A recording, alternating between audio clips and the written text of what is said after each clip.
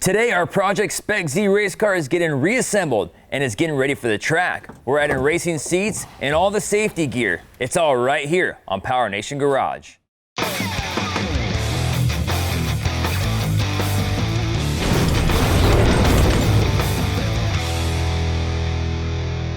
Hey guys, welcome back to Power Nation Garage. Our Spec Z race car build is coming around real nice. The roll cage is painted. Now it's time to throw some seats in, safety gear, and reinstall the dash. Now that we have a roll cage in the car, we also have a new dash bar, which eliminates, well, your stock dash from fitting. The good news is we can fabricate it and make it work. And that's exactly what we're gonna do.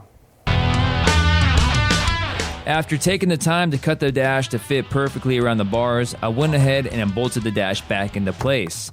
Be sure to leave enough plastic on the dash so it will bolt back in.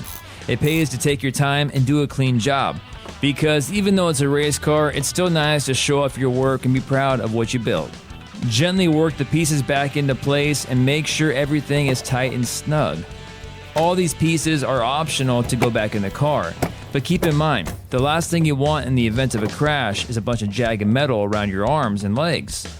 Although it might weigh just a little bit more, it looks a lot better and it's a lot safer than keeping that just open with metal showing everywhere. All right, so now with the dash installed, it's time for the seats. Corbeau hooked it up with some awesome racing seats, and for us tall guys, an adjustable seat bracket that bolts right into place. Corbeau makes it easy with their bolt-on adjustable seat brackets. It's as simple as bolting them into place and it's ready for installation. Carefully wiggle your seats through your cage in the cockpit area, and this can take some time, believe it or not. So take your time and make sure you get it in there without beating your car all up. From there, secure the mounting brackets right to the stock OEM location, followed by doing the exact same thing on the passenger side.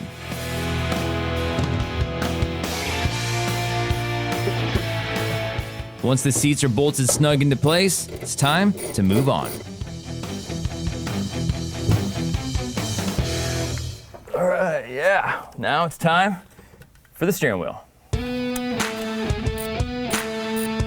Adding a quick release steering wheel is a must, and this steering wheel from NRG is a great option. Make sure the power is off though, because the last thing you want to do is explode an airbag. Remove the center nut, holding your steering wheel on, and remove the steering wheel completely. Unclip your horn wire and replace it with an aftermarket NRG. Clip it together and pull it through the steering wheel case.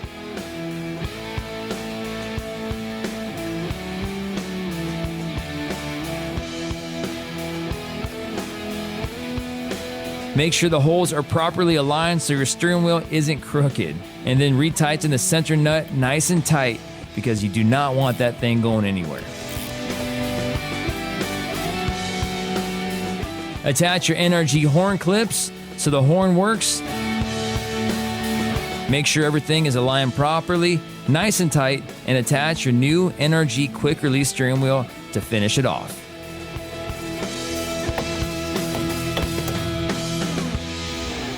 It's gonna be a nice, it's a nice steering wheel. I like that a lot.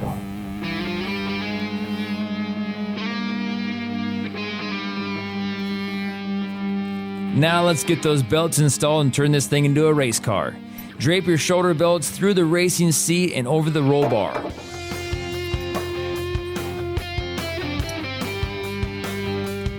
I like to measure my belts to the top of the logo, so that way the belts are equal length. It's more comfortable and it just looks a lot better.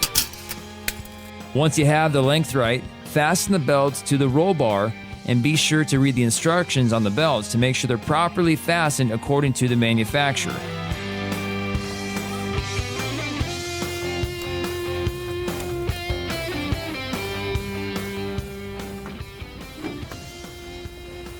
I went ahead and triple weaved ours and then followed it up by cleanly using a zip tie to keep the excess out of the way. One final check to make sure the length is right and the belts are snug, and now it's time to move to the lap belts. For the lap belts, it's essentially the same process that applies for your shoulder belts. All right, so we have the seat belts in, the race seats feel great, the roll cage is keeping us safe, but now we gotta do one thing, fire suppression. So Safecraft hooked us up with the top of the line system. This is an automatic system with a manual override. The cables look fantastic, but they're actually cut to spec. This is the same model that you're gonna find in dirt late models and sprint cars and other race cars. So if it's good enough for them, it's good enough for me.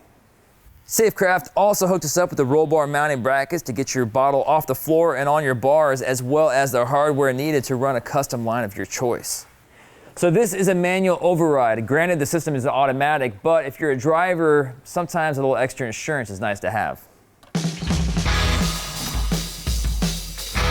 You first want to find where you're going to locate your fire suppression bottle, and then with some extra help from a friend, fasten the bottle to the roll cage using the roll bar mount. There's no reason here to rush this process, and you want to make sure it's perfect.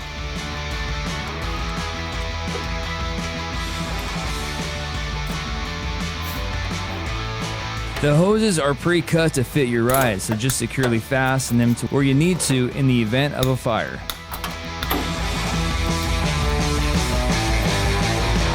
So I got the fire suppression system in, and it actually went in a lot easier than I expected. The short line I ran behind the driver's seat and above the gas tank. For the long line, I wanted to keep it nice and clean, so I ran it through the center console. I zip tied it along the way so it didn't get bound up, and I punched a hole out by the driver's compartment. So with the flip of a switch, you're gonna cool off real fast. So the next time you see this car, we're gonna put the bumpers on, the windshield, the top, and we're gonna wrap this thing and get it ready for the racetrack. So stay tuned right here on Power Nation Garage.